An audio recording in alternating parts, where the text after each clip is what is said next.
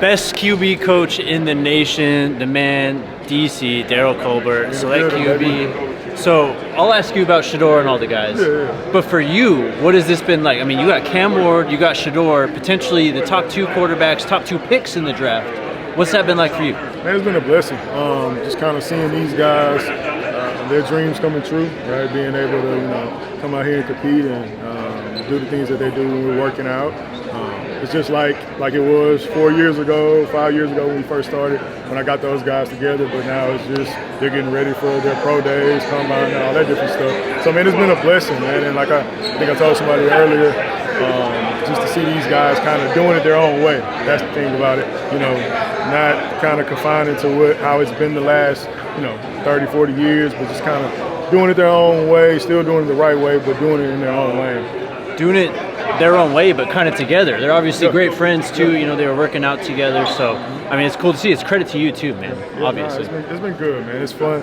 Those things like when you see the cameras out, when Bucky's out there, like what you guys see on those videos is how it is all the time. It's not an act. It's not somebody starts talking more. Like literally, like we could be at dinner and the same type of conversations, like competitive in some nature. So those guys have had a genuine relationship for the last 3-4 years. Whenever we really started working together consistently with both of them guys at the same time. So that's how it is. Exactly how you guys see it on Well Off is exactly how it is. Love it, man. So Shedeur obviously not really working out, but meeting with all the teams that are out here. I mean, I saw, I think, 20-plus teams at practice today. Just what is that like for him? Is he just constantly bouncing, meeting to meeting, team to team to team? Is that what he's doing right now? Yeah, right now, yeah. It was. I know yesterday when he got here, he had a lot of meetings, just getting out of one, going to another, getting out of that one, going to another, and then same thing today. I think he kind of did an interview with kind of just the media and everything, and then kind of met with some more guys. So it's just, people want to get a feel of him. Like I think he said it today.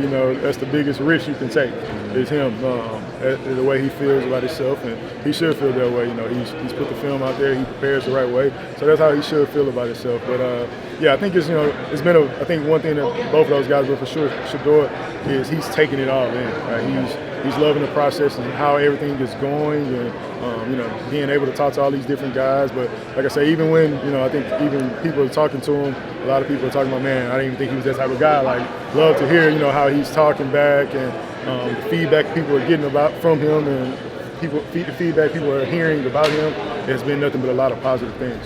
I mean, it feels like that's the most important part for Shedeur in this process, right? Like you said, the film speaks for itself. We know who he is as a player, but there's a lot of misconceptions, a lot of things said about Shedeur.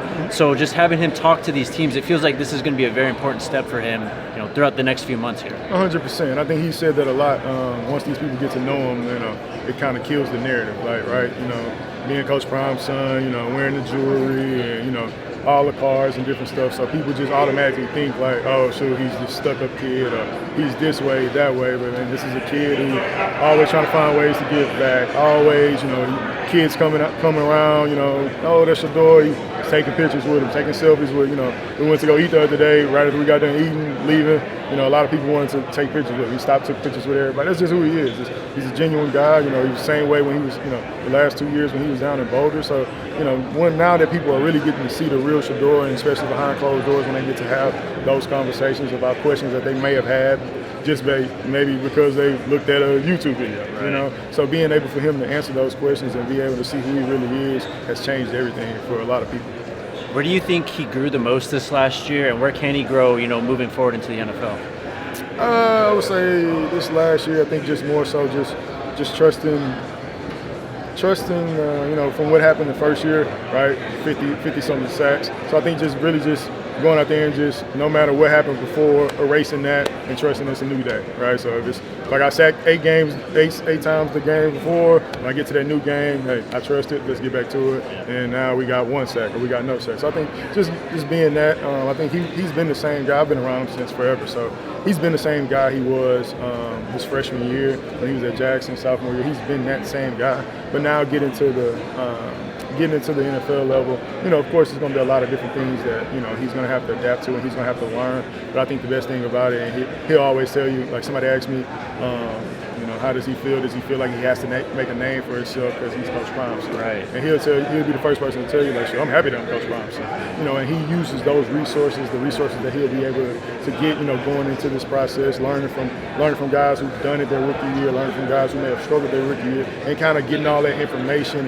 Because he's the guy who's going to ask questions. He wants to know, what can help him be more successful. So, I think that's one of the biggest advantages he'll have, and he'll really take into this process once, everything, we get through the draft process and everything once he gets started getting ready to play football and preparing for preseason and, OTAs and rookie minicamp and all those type of things. I think he'll be really hitting it hard.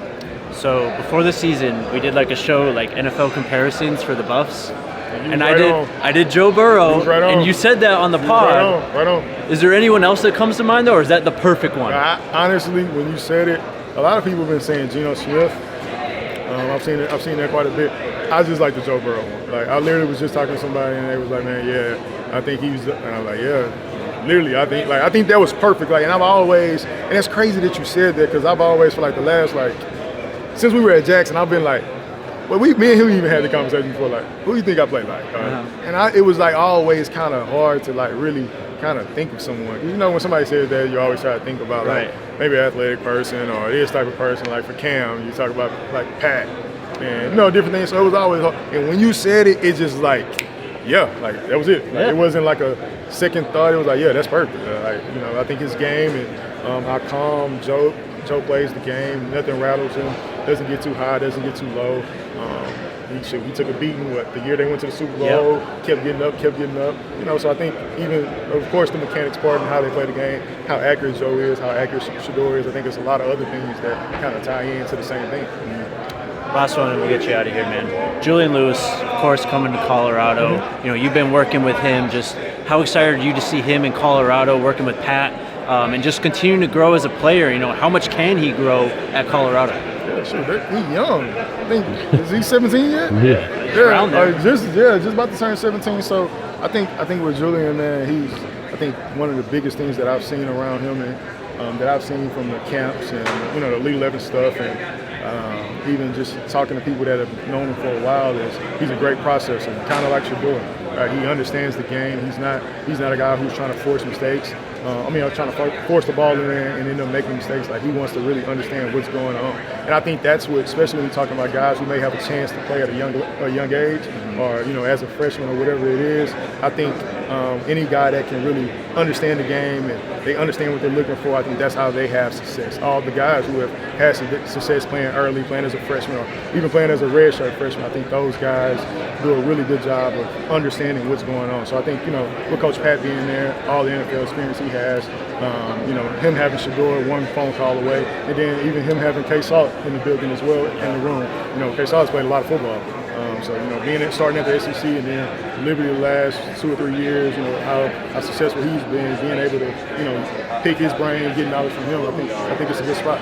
Love it, man. Best quarterback coach in the nation. There it is, baby. 2 top 5 picks coming up. Yes, sir. Thank you, brother. Top 3, baby. Yes, sir.